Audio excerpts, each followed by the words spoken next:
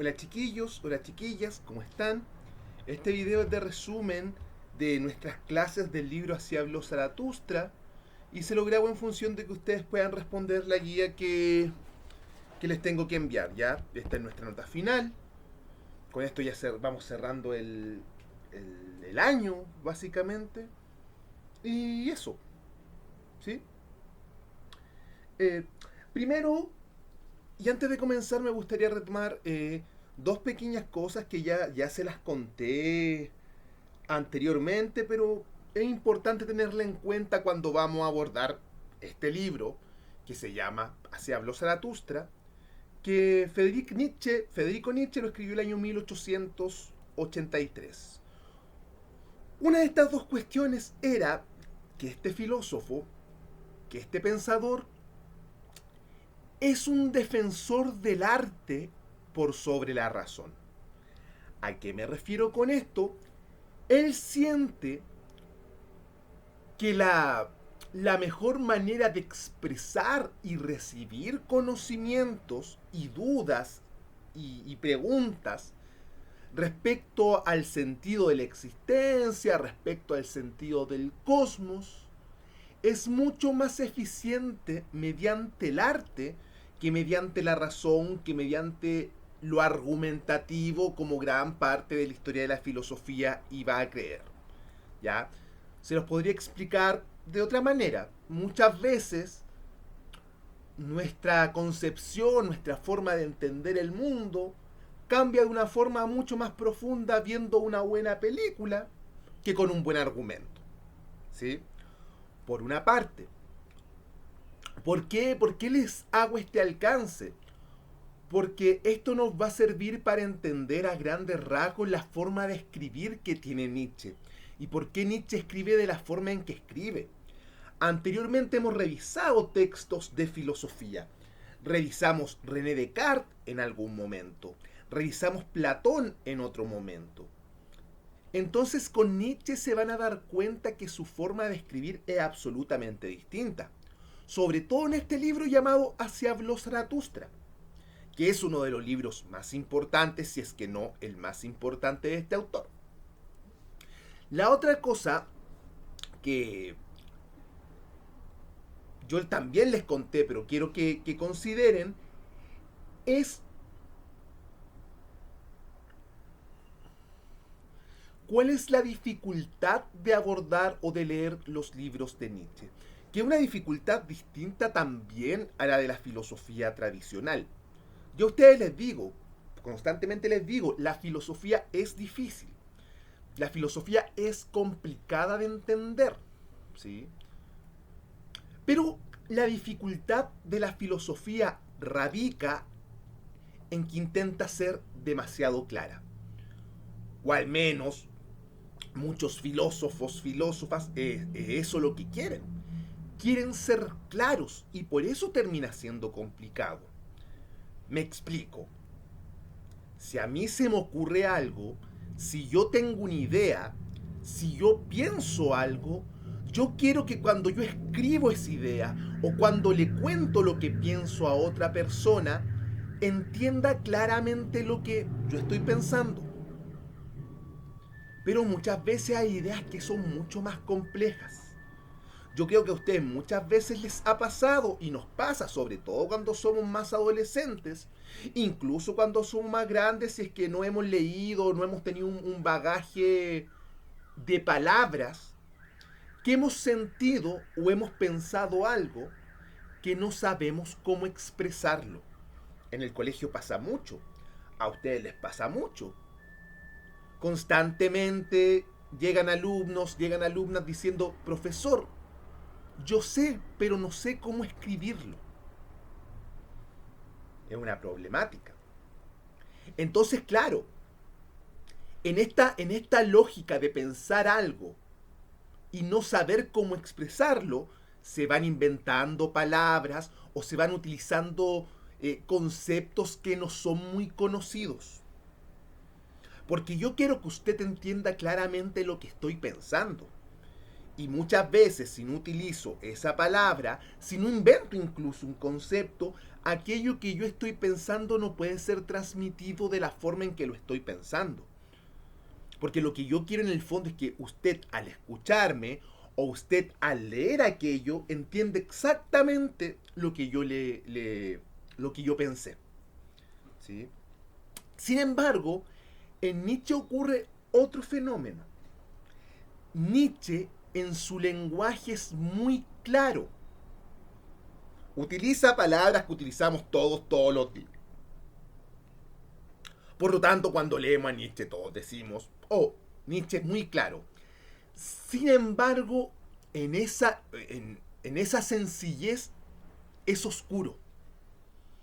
A diferencia de la filosofía de la que le hablo anteriormente, que es muy compleja, porque en el fondo es muy clara. Si usted se pone a revisar qué significa cada una de esas palabras raras, ¿sí? Si las entiende, usted finalmente, en definitiva, va a poder entender el texto.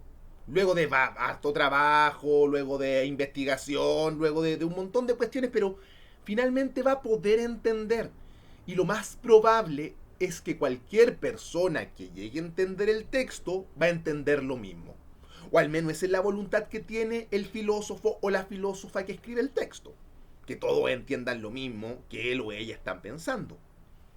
Pero en el caso de Nietzsche ocurre otra cuestión, que es lo que les quiero explicar. Por eso Nietzsche yo les decía que funciona más como funcionan los libros sagrados. Cómo funciona el Corán, cómo funciona la Biblia, cómo funcionan los Vedas, etc. ¿En qué sentido? En el sentido de que utiliza un lenguaje sencillo, pero las cosas que dicen se pueden entender de muchas maneras. Y eso es lo que lo hace oscuro. ¿Sí? Al revés, muchos pueden decir que sí entienden a Nietzsche. Sin embargo, es muy probable que todos entiendan cosas diferentes. ¿Sí? No, pues en filosofía ocurre distinto. Por ejemplo, hay un filósofo, George Hegel, que en definitiva es muy difícil de entender.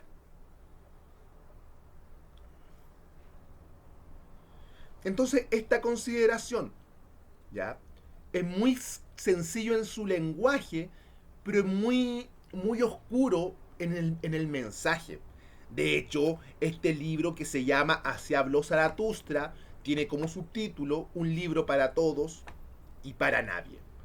Así como haciendo una trampa, así como diciéndote, este libro cualquiera lo puede leer, cualquiera puede creer que lo entendió, pero no cualquiera va a entender exactamente lo que yo quiero decir.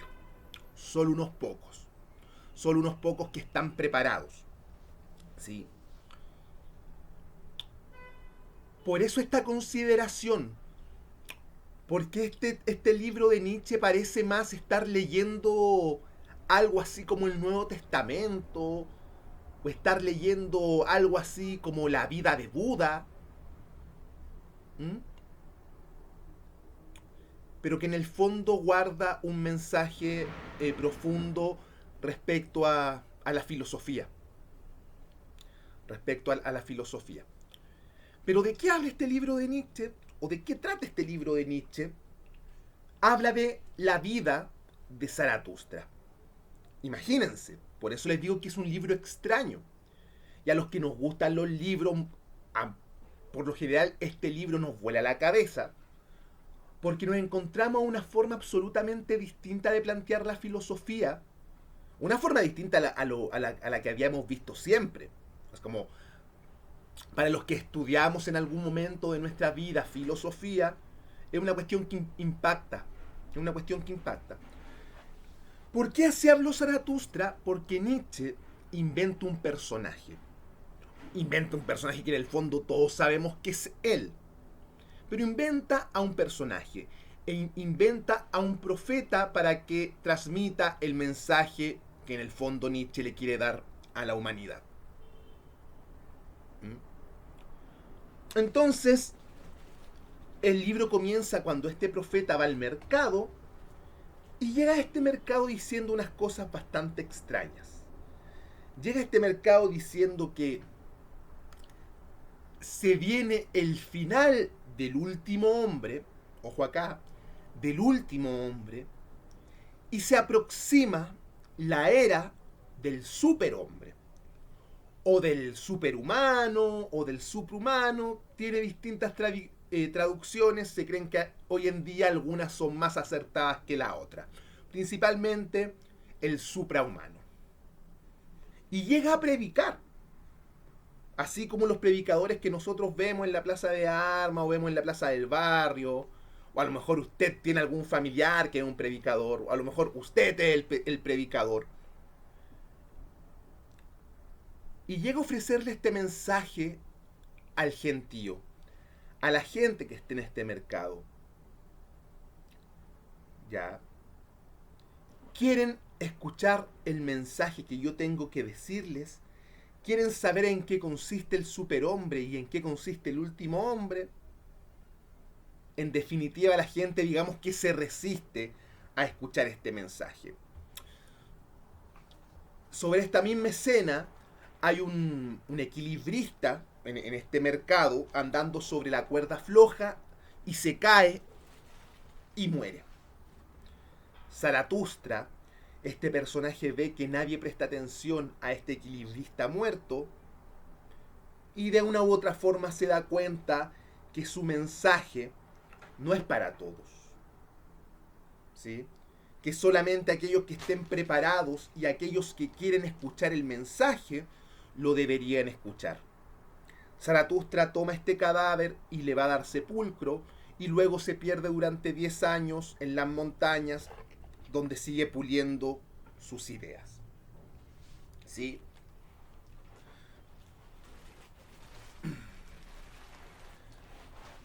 Pero ¿qué es este último hombre? ¿Qué es este superhombre?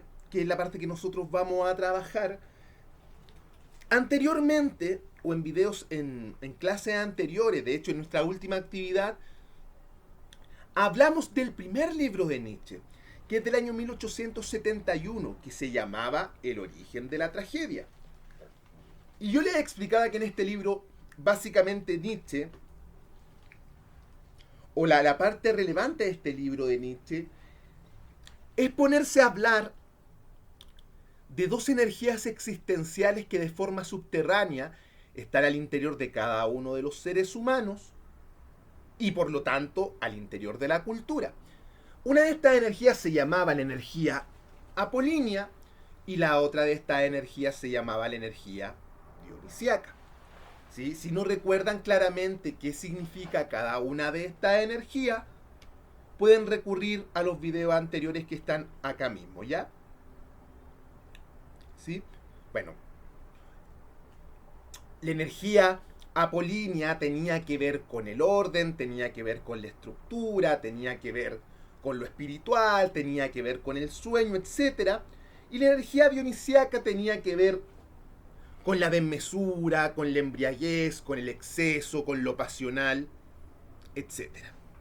Y estas dos energías, al parecer, siempre han estado luchando al interior de cada uno de nosotros.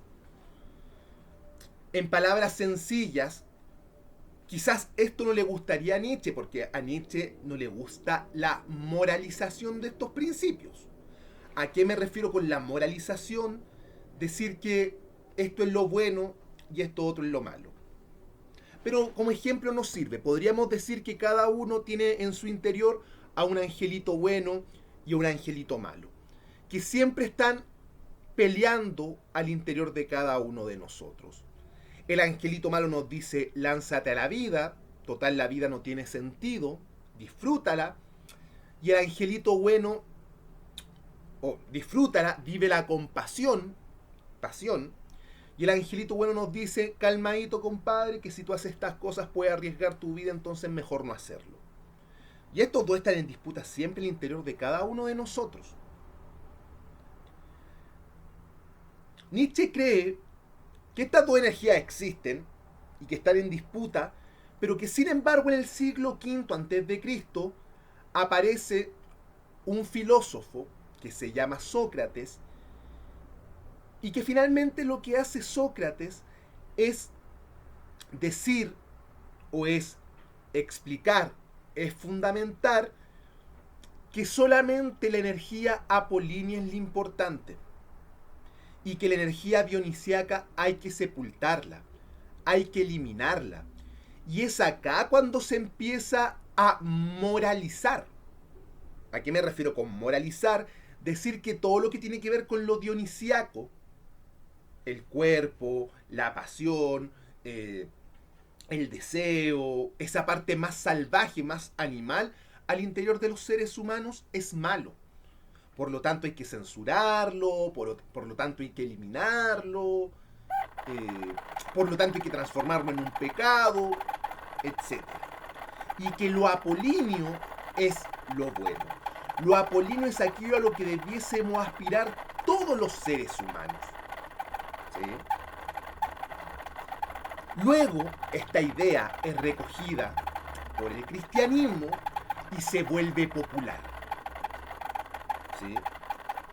En el cristianismo que está visualizando Nietzsche, todo lo que tiene que ver con Apolo es bueno, todo lo que tiene que ver con Dionisio es malo.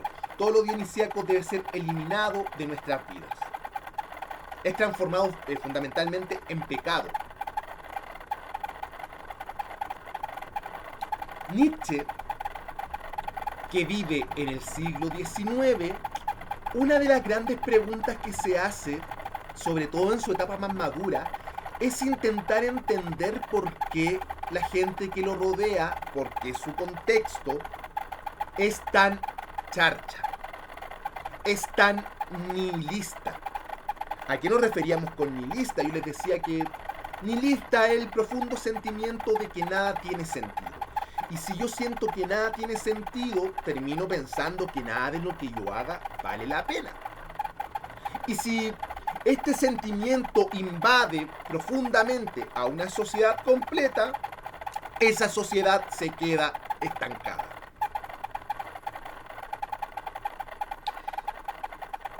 Entonces, justamente, la respuesta que da Nietzsche a esta pregunta conecta con lo que le estoy explicando. Si la sociedad de la época de Nietzsche es nihilista, es porque se volvió absolutamente apolínea. Y como se volvió absolutamente apolínea, olvidó vivir vidas con significados. Lo apolíneo finalmente termina negando la vida. ¿Por qué? Porque todas las respuestas, porque todas las preguntas que yo tengo se responden en lo interior. Se responden con Dios, se responden en el alma, se responden en la razón y se nos olvida vivir. Vivir con intensidad, vivir con pasión. ¿Ya? Entonces, claro, si lo vamos entendiendo de esta forma, la filosofía de Nietzsche o el proyecto que tiene Nietzsche es básicamente invertir los valores. Que ahora lo dionisiaco comience a ser lo importante, no lo apolíneo. Sigue la idea. Volviendo al libro que estábamos comentando que se llama Así habló Zaratustra. En este libro llamado Así habló Zaratustra, entonces, el último hombre del que yo le hablaba al comienzo es aquel hombre que todavía tiene los valores de lo apolíneo. Y el superhombre es aquel, o el suprahumano, es aquel ser humano que intenta recuperar o devolver a la vida los valores de lo dionisiaco. Y todo el proyecto de Nietzsche como filósofo consiste un poco en eso. Devolver lo dionisiaco a la vida humana. Y que el ser humano sea capaz de construir nuevos valores que superen los antiguos valores. Al interior del Zaratustra, y con esto voy terminando, esta idea nos puede quedar mucho más clara a partir de uno de los textos breves más famosos que aparecen al interior de este libro. Este texto se llama De las tres transformaciones del espíritu, donde Nietzsche habla, como le voy diciendo, que el espíritu tiene tres etapas. Una es el camello, otra es el león y la etapa final es el niño. El camello se relaciona con el animal de carga. El espíritu camello es aquel espíritu que carga con muchas cosas. A nosotros nos han dicho durante mucho tiempo qué tenemos que pensar, cómo tenemos que entender el mundo, en qué cosas creer, cuáles tienen que ser nuestros valores, y nosotros lo aceptamos. Estamos acostumbrados a cargar con pesos, a cargar con valores, a cargar con un comportamiento, a cargar con una forma de entender la vida que otros nos dijeron cómo es. Otros nos dijeron cómo teníamos que pensar. Otros nos dijeron cómo teníamos que sentir. Otros nos dijeron cómo nos teníamos que expresar y qué valores tener. Y estamos acostumbrados a eso. Y gran parte de la humanidad es feliz con eso. Eso es el espíritu del camello. Y en definitiva, ese sería el último hombre del que habla Nietzsche. El hombre, el ser humano que todavía se relaciona con esta etapa del espíritu, que es la etapa del espíritu que goza, que disfruta de la carga. ¿Sí? Que no es capaz de liberarse de las cargas. Posteriormente hay una segunda etapa del espíritu que Nietzsche la llama la etapa del león. El león es aquel que se dio cuenta de estas cargas y ya no las quiere cargar. Entonces se decide a dar la pelea contra todas aquellas cuestiones que le han instaurado cargas a la fuerza. Es aquella persona o es aquel espíritu que ya no cree en el tú debes. Ya no cree en el imperativo valórico del tú tienes que hacer lo que yo te digo que tienes que hacer. Tú te tienes que comportar como Dios dice que te tienes que comportar. Sino que es alguien que descubre la libertad. Es alguien que se dio cuenta de la importancia del yo quiero. ¿Sí?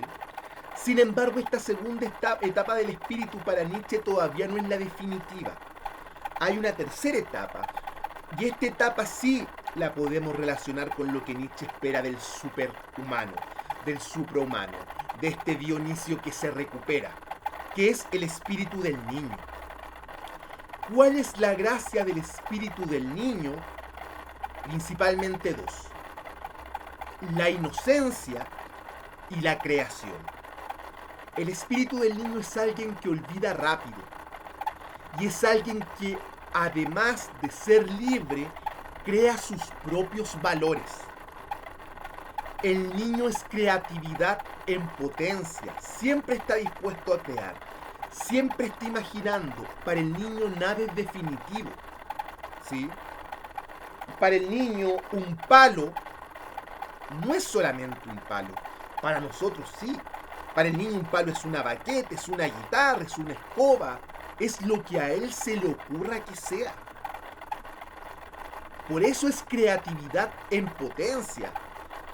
Y justamente el espíritu del suprahumano que busca Nietzsche es el espíritu que se relaciona con esta capacidad no solo de negar las cosas que te han enseñado, no solo de negar los valores que te han puesto encima, sino que además de crear los propios. No solo de enojarse contra aquel que te dijo cómo te tenías que comportar, sino que además de ser capaz de crear tus propias formas de habitar el mundo, tus propias formas de entender el mundo y tus propias formas de crear realidad. ¿Sí? Eso sería en definitiva el superhombre del que habla Nietzsche. Junto con este video, chiquillos, chiquillas, les voy a juntar un par de fragmentos de este libro y también la actividad que nos va a convocar. Les dejo un saludo, que estén muy bien.